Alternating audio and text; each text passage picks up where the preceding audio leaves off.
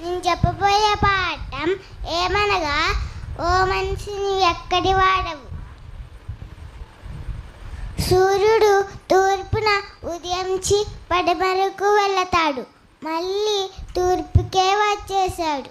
నీరు సముద్రంలో నుండి మేఘాలలోనికి వెళ్ళి వర్షంగా కింద పడి మళ్ళీ సముద్రంలోనికే వెళ్ళిపోతుంది. మరి మరి మనిషి ఎక్కడి నుండి వచ్చాడు, ఎక్కడికి వెళ్ళిపోతున్నాడు? పరలోకమందున్న తండ్రి దగ్గర నుండి వచ్చి నరకానికి వెళ్ళిపోతున్నాడు. మనం అలాగే నరకానికి కాకుండా పరలోకానికి వెళ్ళాలని కోరుకుంటున్నాను. అందరికీ నా వందనములు.